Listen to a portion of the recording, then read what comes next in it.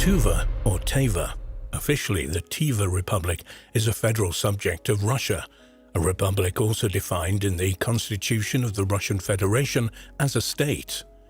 The Tuva Republic lies at the geographical center of Asia in southern Siberia. The republic borders the Altai Republic, the Republic of Khakassia-Irkutsk region, and the Republic of Buryatia in Russia and Mongolia to the south. The region is also claimed by the Taiwanese major political party Kuomintang as part of the Republic of China. There was a very interesting discovery there. First, a little bit of history. Immigrants from northern China appeared in Tuva during the era of the Great Migration of Peoples. This is evidenced by a new archaeological monument of this period discovered in the flooding zone of the Sayano-Shushinskaya hydroelectric power station by the Tuva archaeological expedition of the Institute of the History of Material Culture of the Russian Academy of Sciences. The monument became one of the most significant discoveries of the expedition in 2016, and its research has continued since then.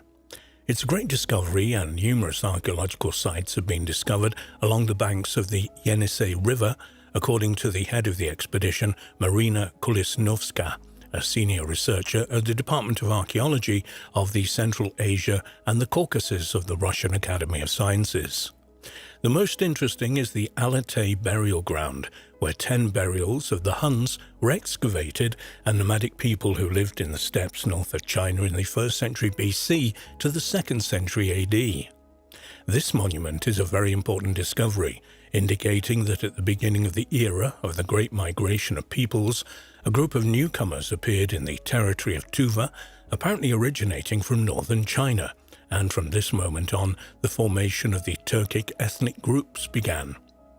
Excavation in these areas began in 1965, during the construction of the Sayano-Shushinskaya hydroelectric power station. Thousands of cultural monuments were flooded, starting from the Paleolithic era, the Stone Age, and up to the late Middle Ages. So we do not know what other historical features are hidden from us, and those who follow the research about the Akutia cauldrons and the ancient aliens of Akutia know that the same situation took place in Akutia, where because of these artifacts at the site, such as the cauldrons, were flooded, and we know where they are, but they're covered by tons of water. An object was found in the Alatay burial ground in Tuva, which the archaeologists themselves dubbed or called a smartphone. It looks very much like a modern gadget. It's a flat rectangle decorated with turquoise, carnelian, and mother-of-pearls. Scientists believe that this is a belt buckle and believe that its age is more than 2,100 years, and much more. It's not known what this artifact was, but it was clearly created with the help of some technological tools, and pay attention to its smooth edges and the neat holes. Perhaps the nomads of the Huns simply found a certain product left over from more ancient civilizations that existed in the territory of Siberia. This stylish accessory has already been jokingly dubbed the ancient iPhone, and its owner was named Natasha. Details of the archaeological discovery were given in a scientific article by Marina Kulisnovskaya and Pablo Lios, employees of the Institute of the History of Material Culture of the Russian Academy of Sciences, as follows from the material. The discovery was made back in 2016, but a detailed description of the artifacts found has become available to the general public very recently. The necropolis in Tuva was erected by representatives of the ancient nomadic people of Xiunan, who inhabited the steppes to the north of China from the 3rd century BC to the 2nd century AD. We're given a different period now and a different name. It was to protect against their aids that the Chinese Emperor Qin Shi Huangdi ordered the construction of fortifications known today as the Great Wall of China. The Xiunan were a tribal confederation of nomadic peoples who, according to ancient Chinese sources, inhabited the eastern Eurasian steppe from the 3rd century BC to the late 1st century AD. Chinese sources report that Modo Chanyu, the supreme leader, after 209 BC, founded the Xiunan Empire. The identity of the ethnic core of Xiunan has been the subject of different hypotheses because only a few words, mainly titles and personal names, were preserved in the Chinese sources. The name Xiunan may be the same as the Huns, although this is disputed by some scientists. The Hun state was at war with China throughout its short history, eventually disintegrating as a result of this conflict as well as internal strife. The area of settlement of the warlike nomads covered, among other things, the lands of modern Russia. About 110 graves were discovered by archaeologists on the island that temporarily comes out from the water when the waters become low. They were incredibly lucky to find the graves of rich nomads who were not affected by any actions of ancient tomb robbers, according to Kila Novatskaya. Scientists were able to determine the approximate age of the burial of Natasha thanks to some Chinese coins that once decorated the belt of the woman. They were minted 2,137 years ago, a massive black rectangular object similar to the iPhone, which turned out to be a buckle for this belt. According to archaeologists, the excavation of the graves at Alatay necropolis will continue, and only after all the studies are completed, specialists will be able to give an accurate description of people's lives and their social differences in ancient society. One question does not give scientists any rest at the moment. If man's burials are based on the accompanying object, they would suggest they were quite poor, but for some reason, women are noticeably richer. So in the graves of men, they usually did not put other things except for ceramic vessels, iron knives, and other everyday objects. In the graves of Alatay were invariably located in the waist area. This indicates that this element was part of the funeral attire. During excavations in other Xianan necropolis, for example, in Trans-Baikal or northern China, similar buckles were found at the feet or next to the buried person.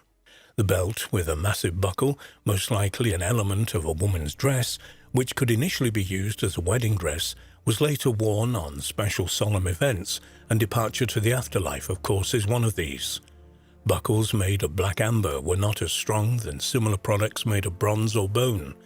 Frequent exploitation made them unusual, as evidenced by the finds of fragments of such buckles during the excavation of this young new hill. In these places, archaeologists also found graves belonging to other eras, from the Bronze Age to Genghis Khan. Earlier, two partially mummified ancient fashionistas were discovered buried together with the items. They treated one of them, calling it Sleeping Beauty, who was originally considered a priestess, but in fact turned out to be a specialist in working with leather products. The second, in prehistoric times, worked as a weaver. Burials with bronze buckles, or as they are called, open-work plates, are of great interest. They're all unique. There are only a few dozen such bronze buckles around the world. In 2018, they found two small buckles which apparently were used to decorate shoes.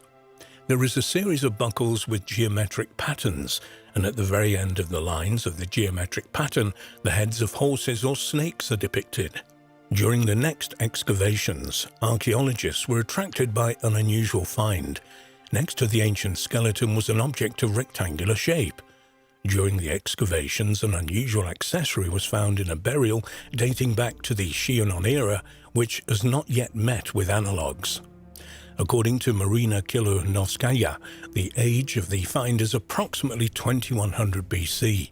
But if it was made in China at the time, it was ruled by the Xia dynasty, which lasted from 2100 BC to 1600 BC, and at that period they used stone tools like the hand axe. They also made use of fire and perfecting the stone tools that they created. Archaeology was improved during the Xia period, and pasturing was started along with irrigation technology that was greatly improved. The production of dried and earthen goods also took place. The use of ships and vehicles arose, and the use of varnish became commonplace. Silk production and weaving also took place during the Xia dynasty, as well as drilling and carving technology. But the most recognizable innovation during this period was the creation of the calendar, based on two different patterns. The use of jade bronze vessels and bronze casting became popular at that time. If this dates back to 2137 BC, then we need to remember this was a day of a memorable celestial event when the official Chinese records reported that the sun and the moon could not live peacefully together in the sky. and it was just the first total solar eclipse that made it into the history books. In fact, one scholar tracked down records of 916 solar eclipses between 2137 BC and 1785 AD in Chinese literature. Of course, it's only the year. We don't know if there's any connection when the iPhone buckle or whatever the object was made of. We just don't know that. Let's go back to Tuva. One point where the Tuva expedition worked in 2016 and planned to continue, but we don't have too many updates, almost none about their findings so far. It was the territories bordering with Mongolia in the south of Tuva and the Opsinor Basin, and in Mongolia. The research was carried out here jointly with the Institute of Archaeology of Mongolia. During the study of the rock art monuments of Jura from 12 to 18 carat Akan, and two located here at the expedition, found several hundred new drawings reproducing scenes of processions of animals, hunting, battles, chariots, houses, figures of gods, deer, predators of different historical eras, Carrick-Sewer, a mound resembling a wheel with spokes in design, and a ritual burial of the Bronze Age. They also discovered the 2nd millennium BC bones of red deer and bull. Since ancient times, a path connecting Tuva and Mongolia has passed through the Mongon Sakir Gorge, along with the Amasana himself, who was a hero of the people's resistance of the 18th century past.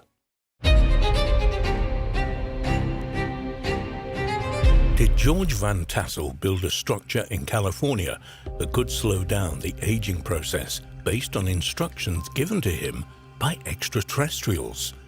And was he killed before he had a chance to fully finish this facility and share it with the world?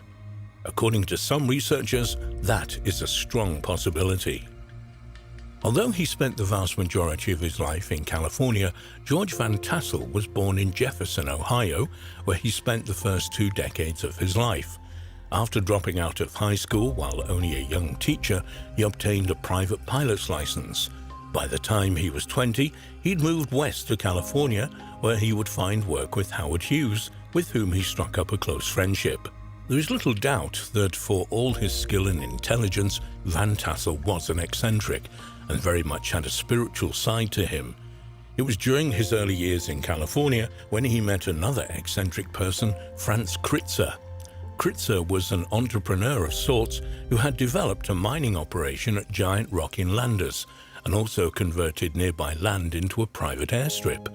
In fact, Kritzer lived in several rooms he had carved himself underneath Giant Rock near the mines.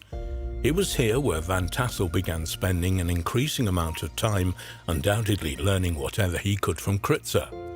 In 1942, however, with the United States having recently encountered the Second World War, Kritzer received orders from local authorities to register himself as available for the military draft. Rumors had been circulating for some time, most likely incorrectly, that Kritzer was a German spy. And when law enforcement arrived to give him a friendly ride to the draft office, the culmination of that meeting did little to quash such talk. Kritzer emerged from his settlement under Giant Rock with dynamite around his neck and a wire in each hand. He stated that he wasn't going to the draft, and with that, he touched the wires together and blew himself up, killing himself instantly. At least that is the official version. Reports would circulate afterwards that the explosion was the result of an FBI raid that had not gone according to plan, and that a tear gas canister had ignited dynamite stored near the entrance where Kritzer was standing. Whatever the truth of the matter, a short time after his friend's death, Van Tassel bought the land once owned by Kritzer, and after building a small house near Giant Rock, moved his family to their new home. Van Tassel, though, would spend considerable time in the hollowed-out room under Giant Rock. Then in 1953, Van Tassel's life changed forever. He would claim that he was awoken in the middle of the night by extraterrestrials who declared that they were from Venus. They would invite him aboard their spaceship, where they would share information with him concerning the re-energizing and rejuvenation of the human body. Ultimately, they offered the secrets to reversing aging and possibly achieving immortality. However, in order to achieve this, he would have to construct a very specific building, a facility called an integratron. By now, Van Tassel had attracted a relatively large number of followers, plenty of whom were happy to help fund his project. By 1954, the construction of the integratron was underway. Van Tassel would describe his structure at the time being as a time machine for basic research on rejuvenation, anti-gravity, and time travel. The building itself had a domed roof made entirely of wood. However, around the outside of this was metal apparatus that would rotate and was made from non-ferromagnetic materials. It was Van Tassel's belief that a high-voltage electrostatic generator would supply a broad range of frequencies to recharge cellular structures. This would, he proposed, reverse the aging process. He would offer in one interview that the problem with human life on Earth was that when a person finally becomes smart enough to do something with the knowledge they have acquired, they are old and heading towards death. Ultimately, the human lifespan is just too short. He would also often quote the line from the Bible which stated that the last enemy to be destroyed is death. There were certainly plenty of people who also believed in the project, and funding continued to come Van Tassel's way over the years that followed. And while Van Tassel was far from viewed as being a cult leader by the media, he was not without his critics, all of whom would offer well-thought-out responses, offering on one occasion that science itself continues to disprove its own theories. Ultimately, after almost 25 years in early 1978, Van Tassel would state that the integratron was almost complete and fully functional, and that he would appear in a television interview to update everyone on these final technological steps. It was while preparing for this interview on February the 9th that Van Tassel suffered a sudden and fatal heart attack in his hotel in Santa Ana, California. He had only recently been given a clean bill of health and was only 67 years old. If there wasn't any reason to suspect foul play initially, the fact that Van Tassel's home was ransacked in the hours following his death, with several boxes of papers and notes removed, as well as the symptomatic stripping of the integratron itself of various tools and devices, there perhaps was in the days that followed. Incidentally, none of these papers or devices has ever been seen since. Even more suspicious, Van Tassel's body had been cremated before members of his family had even been told of his death. So, what should we make of this intriguingly but seemingly outrageous account? Perhaps one of the first things we should note about the account of George Van Tassel and the instructions he claimed to have received from extraterrestrials in order to build the integratron is how similar they are to many biblical accounts that some researchers claim show interaction between humanity and alien entities in the distant past. Such stories as Noah receiving instructions to build the ark, for example, or Moses receiving similar instructions to construct the Ark of the Covenant. We might also consider the notion that if alien beings did indeed manipulate our DNA thousands of years in the past, part of the reason for doing so was to shorten the human lifespan. There are, at least according to some researchers, many reasons to think that the human lifespan should be much greater than it is. If we look at the Bible once more, we can see many characters that have lifespans of 800 to 900 years. Or if we examine the Sumerian king list, we can see rulers who supposedly ruled for thousands of years. It has been put forward by some that following the flood, the human lifespan was drastically and intentionally shortened. If there is any truth to that, perhaps Van Tassel was correct in his belief that manipulating human DNA could lengthen this lifespan. We should note that, despite it being decisively stripped back of Van Tassel's original concept and design, those who have entered the facility in the years since his death claim that they have felt a definite positive change within their bodies. We can only guess how much more positive and noticeable this change might have been had the same people experienced the integratron as Van Tassel had envisioned and intended. Did George Van Tassel construct a building that could slow down? Perhaps even reverse the aging process in human beings? And did he meet an untimely end because of this life-changing invention, one he claimed was given to him by intelligent extraterrestrials? If so, Where is this technology and know-how today? It is being stored away in an attempt to thwart human efforts to live much longer, healthier lives than even the luckiest of us do today. Or might it be in the hands of a very select few who might be looking to use such technology for themselves and an exclusive club of hand-picked others? As preposterous as it might sound, several individuals could come and go in positions of power over several hundred years, and with the technical ability to slow down and even reverse the aging process, they could be the same person undetected by multiple generations. Indeed, while it is easy to dismiss Van Tassel's claims as the ravings of an eccentric, if captivating individual, the fact that his work was seemingly stolen from under his family's nose only hours after his death, a death viewed by many as, at the very least, a little eyebrow-raising, suggests there could be a lot more to his work and more validity to his theories than many might think. Throughout time, there have been many intriguing time travel stories. One of the most puzzling accounts deals with a very brilliant Egyptologist, Joseph Bonomi, and a mysterious inventor named Samuel Alfred Warner. Between them, it is rumored they designed and built a real time machine based on secret ancient Egyptian knowledge. Hiding deep within the grounds and shrouded by trees stands a foreboding mausoleum, an imposing 20-foot tall with a pyramid roof. It's made from granite with a solid, heavy bronze door secured by a keyhole. Decorative accents line the door, furthering the air of mystery. The door's margin displays a rectangular strip of Egyptian hieroglyphs. Built in the early 1850s, it was intended as the final resting place of a woman named Hannah Cottoy and two of her three daughters, Mary and Elizabeth.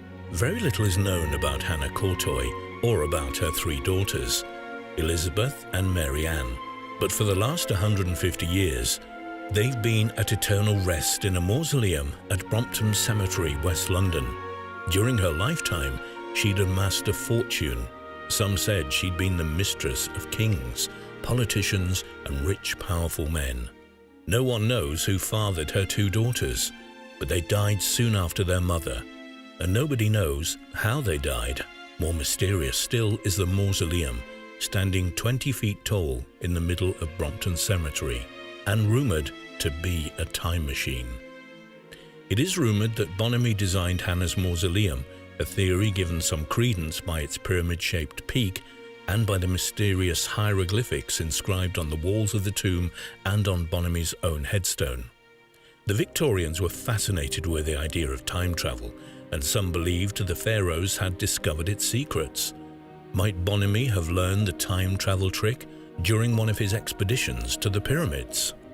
Gently opening the old iron gate of Brompton Cemetery is somewhat similar to breaking the spine of a book containing some secret London history. Well-known suffragist Emmeline Pankhurst was laid to rest here. Beatrix Potter also walked its many plots of land and penned names from gravestones to use in her work, these including decedents Peter Rabbit and Mr. Nutkins. In excess of 35,000 landmarks in all are available, rich and poor, known and forgotten. Hannah Cottoy's tomb would be impressive for its imposing stature and cryptic veneer alone. It's the largest, most elaborate construction in all of Brompton Cemetery. But there's more to this story, much more. That it's secretly a time machine. London musician and Cottoy historian Stephen Coates, the man behind some of the recent bizarre claims, states it's not a time machine, it's a teleportation chamber. In order to try and interpret the bizarre urban legend that's been constructed around Cottoy's tomb, it helps to understand the complex and secretive life of the woman who ordered its construction. Born around 1784, Hannah Peters fled an abusive father at a young age and found work as a housekeeper and as a tavern employee. In 1800, a friend introduced her to John Cottoy, a 70-year-old former wig maker in poor health who had made a fortune in the early banking business. Peters was shortly in his employ as a housekeeper. Within the year, she had given birth to the first of 3 daughters. She claimed they were indeed Cottoy's despite his age, although some suspected and made it known they believed that the friend who made the introduction, Francis Grosso, might have been the real father. John Cottoy's illness is also ill-defined in historical accounts. Although it was rumoured he had a violent run-in with a street worker in 1795 that left Cottoy, who had been attacked with a knife, reserved and antisocial. He fell in love with the young Hannah, who took his name and had considerable influence over many of his decisions. Cottoy's 1810 will, which initially left most of his fortune to an ex-wife named Mary Ann Woolley and their 5 children, was changed in 1814, so Hannah received the majority of his wealth. Like many Victorians of the time, Hannah was intrigued by Egyptian iconography, particularly hieroglyphics. She believed the Egyptians had a deep understanding of astrology and of their place in the universe, and she invited Egyptologist Joseph Bonomi over to her home for regular visits. Bonomi and Hannah would spend hours discussing Egyptian lore, with Hannah hoping to one day fund Bonomi's expeditions to Egypt so he could further their studies. When Hannah passed away in 1849, she was laid to rest in an expensive, elaborately designed mausoleum in Brompton that paid tribute to her interests.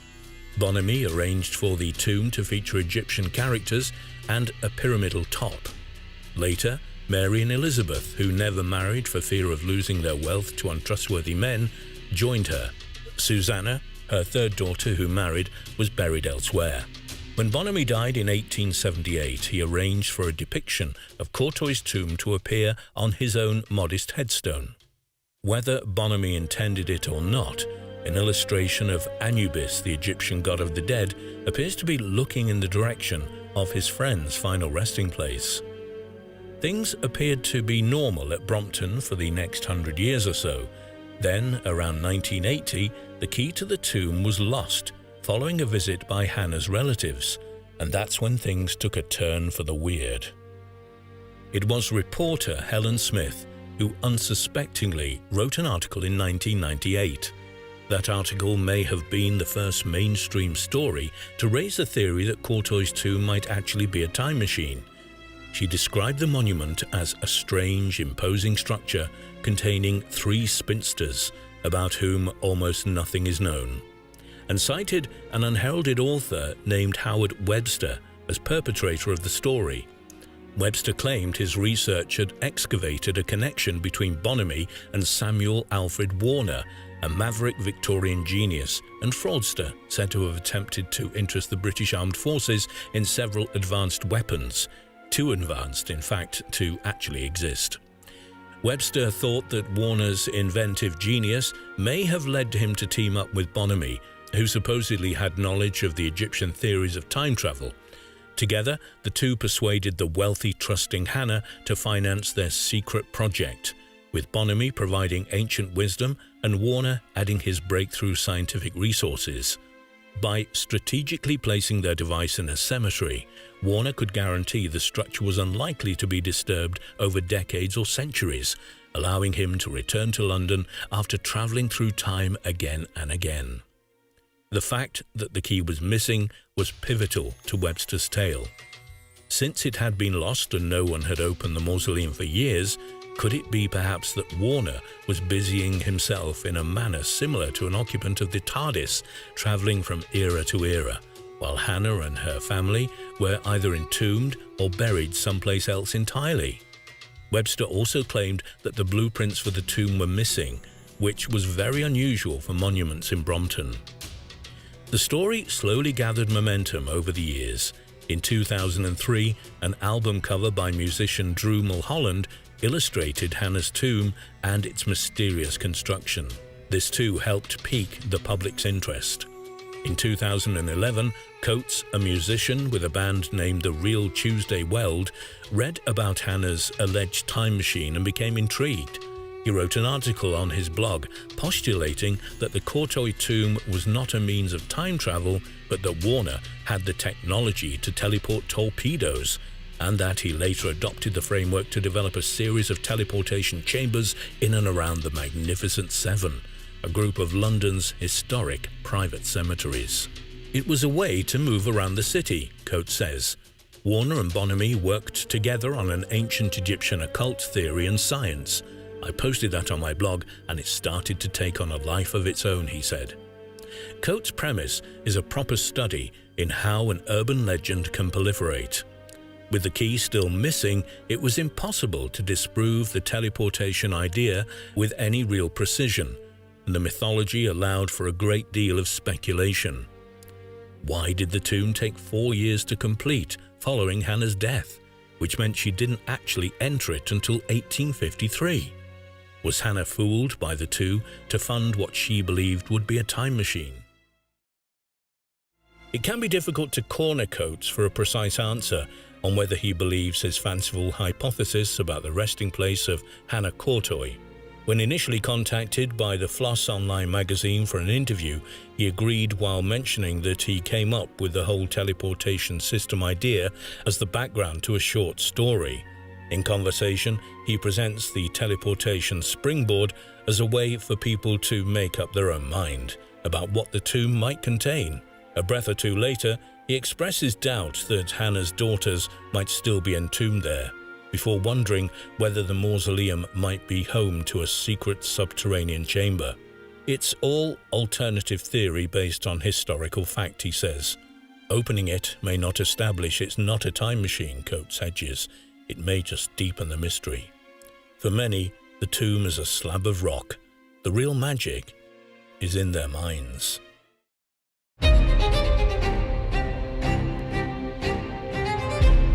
In the 1820s, England medical doctor and paleontologist Gideon Algernon Mantle discovered some of the first dinosaur fossils ever recorded. But inside the millions of years old deposits of chalk and flint, he also claimed to have discovered coins and other antiquities. Is his account to be trusted? If so, how did they get there? Gideon Algernon Mantle and dinosaur fossils. Physician, geologist and paleontologist Gideon Algernon Mantle was born in Sussex, England on the 3rd of February 1790, the son of a shoemaker. Mantell studied medicine in London, but in 1811 returned to Sussex where he became a successful surgeon. But from an early age his passion had been geology, and he developed an interest and passion for the various types of fossils that could be found in the chalk quarries in the countryside near his home. He practiced from his house in Castle Place and at the same time made significant discoveries in the field and began to build up a collection of what became known as his Mantellian Museum. When he started digging fossils, all the known fossils assemblages from Cretaceous England, a geological period that lasted from about 145 to 66 million years ago, were marine. But Mantell discovered remains of terrestrial and freshwater ecosystems that he named the strata of the Tilgate Forest. As early as 1820, he had begun to find bones of gigantic animals, and at that time also discovered a strange fossilized tooth, unlike anything he'd ever seen before, but perhaps belonging to a huge herbivore. One day the animal associated with this unusual odd tooth would prove to be among his greatest contributions to science. But at first, the scientific community rejected his ideas about being from an unknown species. French zoologist and statesman Georges Cuvier, who established the science of comparative anatomy and paleontology, thought it belonged to a rhinoceros. Although the great Cuvier's dismissal was difficult to accept for Mantell, he persisted and sent Cuvier more teeth, eventually persuading him to reconsider his earlier decision. Cuvier wrote Mantle a letter confirming his support of his idea, which Mantle proudly presented at the Geological Society's next meetings. In the words of Mantell's biographer, Dennis Dean, "What a pleasure it must have been for him to confront his former critics who, more than 2 years earlier, had sneered at his epoch-making fossils, and, rather openly, at himself, the non-university son of an unlettered shoemaker." Now all that was changed, for Gideon had done more than win Cuvier's sanction or approval. Almost single-handedly, and despite the virtual unanimous disapproval of his most esteemed colleagues, he had persuaded the French authority to change his mind. yet so graciously that Cuvier had willingly recanted in public. The fossil teeth belonged to an animal that Montaigne called the iguanodon, which he realized was an extinct, colossal, herbivorous reptile, and until his discovery completely unknown to science. However, it was not until 1842 that it was first recognized as a new type of animal, a dinosaur. It was reconstructed in a life-size model together with models of other dinosaurs in the grounds of the Crystal Palace in South London in 1854. The Crystal Palace was a cast iron and plate glass structure originally built in Hyde Park, London, to house the Great Exhibition of 1851. In 1833, Mantell moved his family to Brighton, where his medical practice failed to such a degree that the town council allowed him to turn his big house into a public museum showcasing his extraordinary discoveries. Admission cost a shilling, in those days around half a day's wages for a labourer or servant. Algernon Mantell wrote many books throughout his life and was a respected member of the Geological Society of London, of which he became vice president in 1848. In 1835, he was awarded its highest honour, the Wollaston Medal, the only person in its history to receive it. Mantell was elected a Fellow of the Royal Society in 1825 and received a Royal Medal in 1849. Mantell also kept a regular journal from 1818 until the days before his death in 1852. Half of this journal has been published, whilst the remaining is available in typed transcripts. Mantell's first and most important book, published in 1822, was The Fossils of the South Downs, or Illustrations of the Geology of Sussex. This work is now known mainly for the large number of fossils, almost all of which were invertebrates, from the Cretaceous and Tertiary strata, but particularly from the chalk that Mantell described and illustrated. A great number were new species, named by him and now familiar to paleontologists all over the world. Out-of-place artifacts. In the fossils of the South Downs, Mantell makes an extraordinary statement about finding man-made artifacts in ancient flint nodules found in the chalk deposit, as well as similarly extraordinary finds from elsewhere. He says, "I cannot refrain from mentioning in this place the extraordinary circumstances of coins and other antiquities having been found enclosed in them." Mr. Knight Spencer, in a letter published in Bakewell's Introduction to Geology, relates the following interesting story. In 1791, 200 yards north of the ramparts of Hamburg, in a sandy soil, M. Leisky of the city picked up a flint and, knocking it against another, broke it in two. In the center of the fracture, he observed an ancient brass pin, and on picking up the other half, he found the corresponding mold of the pin so laid bare.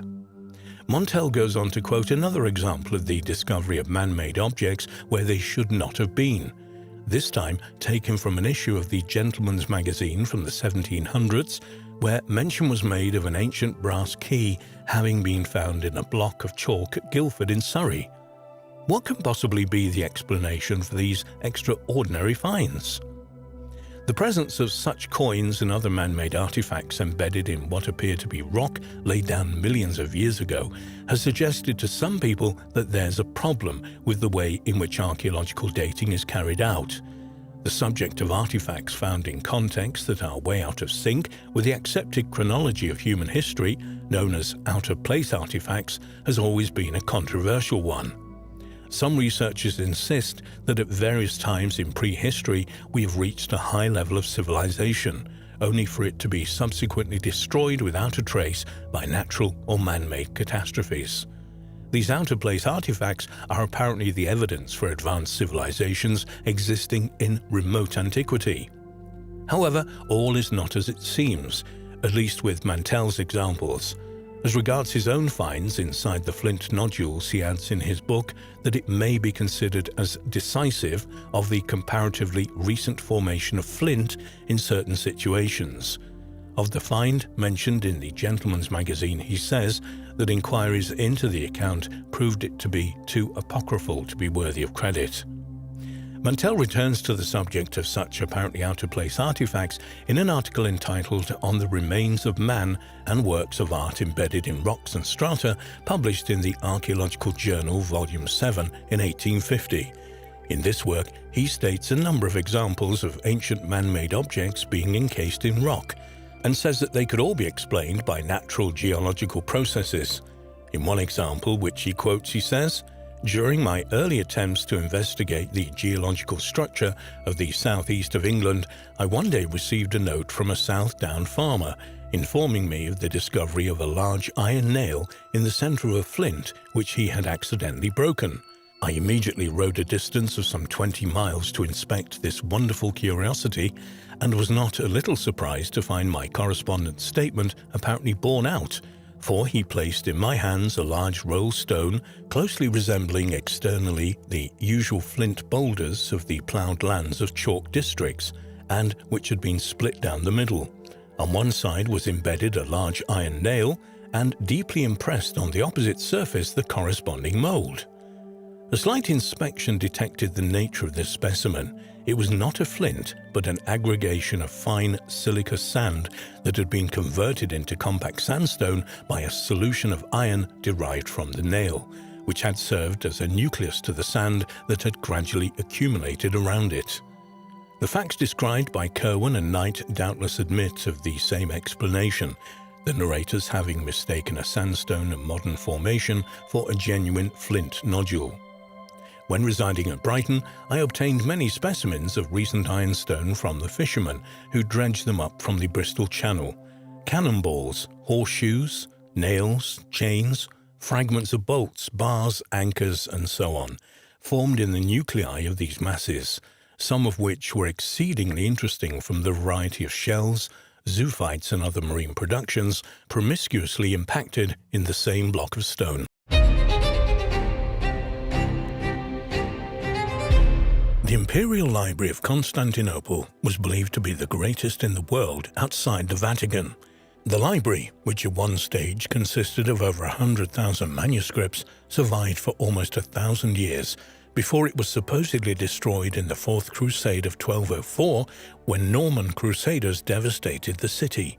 However, there are rumors that the library survived largely intact and was somehow spirited out of the city to its eventual destination in modern Moscow.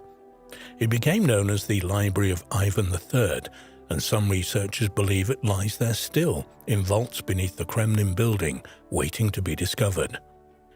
Standing on a triangular peninsula between Europe and Asia, modern Istanbul, formerly Constantinople, ancient Byzantium, is the largest city and principal seaport in Turkey. The city's original name, Byzantium, possibly derives from that of Byzas, as leader of the Greeks from the city of Megara, west of Athens, who, according to legend, captured the peninsula from pastoral Thracian tribes and constructed the town around 657 BC.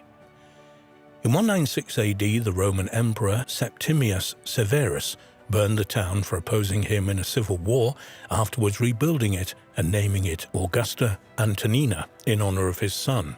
Later, Emperor Constantine wanted to build a new capital of the Roman Empire on the site of ancient Troy, but changed his mind and located his new city at the site of Old Byzantium, claiming in 330 AD that it was a new Rome, Nova Roma. Soon afterwards, however, it was renamed Constantinople after the emperor. The great city would be Christian but governed by Roman law, and adopt Greek as its primary language. Due to its unique geographic location spanning Europe and Asia, it would soon become a melting pot of peoples and cultures. In 337 AD, Constantine died, leaving the empire in confusion, and the question of his successor up in the air. Finally, his son Constantius II defeated his brothers and all other challengers to become the Roman Empire's sole emperor. Constantius II expanded the governmental bureaucracy, adding quaestors, praetors, and even tribunes. According to most historians, he is credited with building the first of three Hagia Sophias, the Church of Holy Wisdom, in 360 AD. The great church was later destroyed by fire in 404 AD, after which it was rebuilt by Theodosius II. It was destroyed and rebuilt again under Justinian in 532 AD. Constantinople was the heart and capital of what became known as the Byzantine Empire, the eastern half of the Roman Empire. The empire survived for 1,000 years after the western half, centered in Rome, had crumbled into various feudal kingdoms, only to fall to Ottoman Turkish attacks in 1453. About 357 AD, Constantius II, concerned about the deterioration of a large collection of early texts written on papyrus rolls, began the formation of what was to become the Imperial Library of Constantinople. He ordered manuscripts, including the Judeo-Christian scriptures copied from papyrus, onto the more permanent medium of parchment or vellum. The person in charge of the library under Constantius II is believed to have been a man named Themestius, who supervised a team of scribes and librarians who copied the texts on papyrus rolls onto parchment or papyrus codices.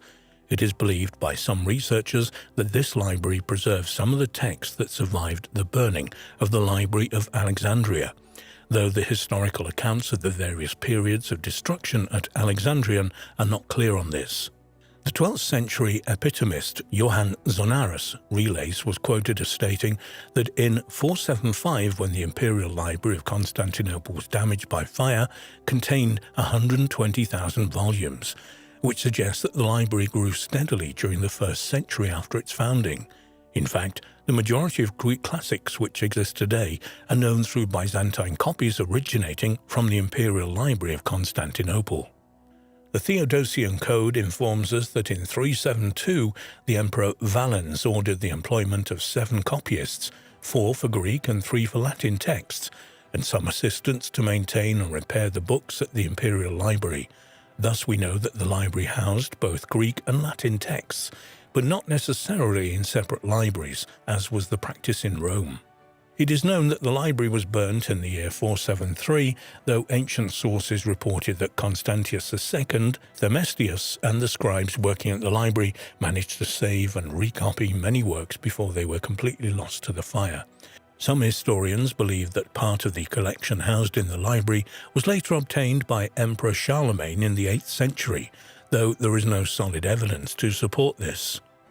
What is beyond doubt is that the Imperial Library is known to have been at least partially destroyed in the Fourth Crusade in 1204, when Norman Crusaders sacked Constantinople, almost completely destroying the city. The Imperial Library was set on fire, probably destroying much of its collections. It is believed that Crusaders may have sold some rare Byzantine manuscripts to Italian buyers. At Constantinople, shortly before the city fell to the Ottoman Turks in 1453, we get a glimpse of what may have been the last remaining part of a great library there from a Spanish visitor to the city who saw a reading room in the imperial palace. At the entrance to the palace, beneath certain chambers, is an open loggia of marble with stone benches around it, and stones like tables raised on low pillars in front of them, placed end to end. Here are many books and ancient writings and histories, and on one side are gaming boards. The palace that this visitor saw has disappeared, and we don't know if it was part of the Great Library at Constantinople or in a private collection. Zoe Paleologina, who later changed her name to Sophia around 1449, the 7th of April 1503, was a Byzantine princess who became Grand Princess of Moscow as the second wife of Grand Prince Ivan III. Known as Sophia of Byzantium, she was the niece of the last 2 Byzantine emperors, and her marriage was proposed by Pope Paul II in 1469, either in the hope of strengthening the influence of the Catholic Church in Russia or of unifying the Orthodox and Catholic Church.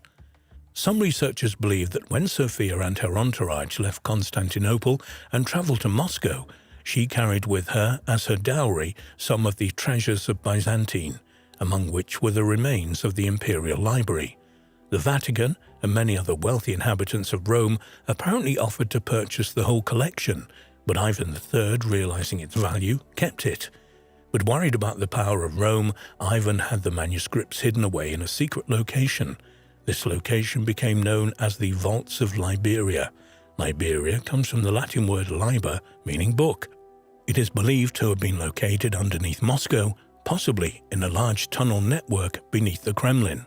The collection was subsequently expanded by Ivan IV the Terrible, who sent his men all over Europe to collect rare folios and manuscripts. After his death in 1584, the library seems to have disappeared without a trace. The earliest reference to the lost library comes from 1518, when scholar and translator Mikhail Tripolis, known as Maximus the Greek, was in Russia and came into contact with Moscow Grand Prince Vasily III, the son of Ivan III. In a meeting between Mikhail and Vasily, it is said that countless multitudes of Greek books were shown to Mikhail by Vasily III. The rest of history, apart from a few lines in European chronicles from the 16th to the 18th centuries, is mostly silent on the subject. However, in the 19th century, an Estonian historian named Christopher von Dabilov claimed to have seen a list of folios from the missing collection, though he never provided proof of this. But the majority of scholars believe that the library of Ivan IV is nothing more than a legend. Even if the library of Ivan the Terrible had existed, it would probably have been destroyed by now, perhaps in one of 3 fires which ravaged Moscow during the 16th and 17th centuries. There are, of course, some researchers who believe that the Kremlin is hiding the existence of the library.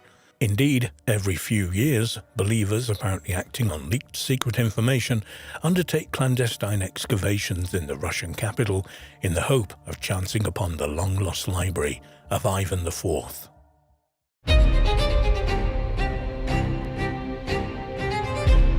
There are many examples of technological know-how and advanced engineering in ancient times, and these range from magnificent megalithic structures to intricate designs of musical instruments and even medication. There is perhaps no better place to start when looking at technological achievements of the ancient world than the pyramids of Giza, not least as we still have no real idea just how these massive structures were built, or why. Even when experiments have gone ahead to try to explain these perplexing buildings, all have failed to provide a solid explanation. And as well they might, given that the pyramids are made up of millions of huge stone blocks, each weighing multiple tons. And what's more, the sheer precision with which these stones are being placed only makes their construction all the more mysterious. Whether the truth of just how the pyramids were constructed ever comes to light remains to be seen. For now, though, they remain a complete mystery. Across the Atlantic Ocean on the outskirts of Cusco in Peru lie Inca ruins, some of which are just as perplexing as the pyramids of Giza. In particular, a fort named Sacsayhuaman, which is made up of equally huge stones that weigh around 100 tons each. Furthermore, the precise nature with which these stones are being placed are equally as advanced as the stone placements at Giza. Even more remarkable is the fact that these stones appear to have been treated so they have a smooth, polished surface, something that could only realistically have been achieved in a huge kiln much larger than has ever been known to exist. Much like the pyramids of Giza, there have been many theories put forward to explain how the stones were positioned and treated. None have been able to show conclusively that they are correct, and the fort's construction remains unexplained. If we cross back over the ancient lands of Europe, there is the Antikythera mechanism, which was discovered off the coast of the Greek island of Antikythera in 1901. Upon examination, it appears clear that the device is some kind of advanced mechanical reproduction of the solar system. This device is said to date back to around 200 BC, leaving those who have investigated it completely at a loss as to how such a device was built almost 2,000 years previously. In total, almost 40 separate intermeshing gears are contained within the device, which is entirely accurate in its workings, and is truly a peek into the past and the technological know-how that was clearly present in antiquity. Although it is something that has been well documented between the years of 600 and 1200, a weapon of the Byzantine Empire known as Greek fire still cannot be replicated today. According to the many reports of this deadly weapon, pipes were fitted to the masts of warships, which, when activated, fired a thick fire at enemy ships and soldiers. And what's more, this strange fiery substance was able to continue to burn for some time on the surface of the water. Suddenly, however, at some time around the 1300s, the deadly weapon simply disappears from history. It's not clear why this happened, with some suggestions being that the ingredients required to make this substance became suddenly unavailable, or that the knowledge of how to blend the required ingredients simply became lost as the empire itself weakened. What makes the Lycurgus cup is so intriguing, its remarkable decorations around its side, is that nobody is entirely certain as to what the cup is made from. What is further interesting about the Lycurgus cup is that the glass within it is dichroic, which means that when a light is shone behind it, it shines red. However, shining a light in front of it will make it appear green. What makes this so interesting is that this effect is achieved by changing the structure of gold and silver nanoparticles, something that modern science only managed to achieve in the 1970s. Just how this was achieved in an item thought to date back to Roman times is beyond explanation, although some people have put forward that this could have been completely unintentional and achieved purely by chance. It would appear from the many writings speaking of it that ancient Egyptians and ancient Greeks made use of a drug that was an ancient equivalent of an antidepressant. Known as nepenthe, it translates to anti-sorrow and was seemingly given to those who were feeling sorrowful or sad, what we would call in the modern world depressed. Although there is documentation of its use, it's not certain exactly what the drug is, whether it's a single plant or herb, or an ancient combination of different ingredients. Some researchers have suggested such drugs as cannabis or opium to be the true nature of nepenthe. However, both drugs were widely known and used in the ancient world, and we would assume that they would simply be referred to as such. Whether nepenthe contained a mixture of cannabis, opium, and other such drugs remains a mystery. Perhaps one of the strange mysteries from history is that of the Stradivari violin. Widely considered to be the finest violins ever built, the Stradivari family produced these masterful instruments throughout the 17th and 18th centuries. It is thought that around 600 still exist today. However, there is no one who knows just how to make or recreate them, meaning their numbers will continue to dwindle, and it's unlikely an exact replica will ever be reproduced. Although they can't be reproduced, some scientific studies of these instruments suggest that the wood they are made from is particularly dense, which is likely to contribute to their unique sound.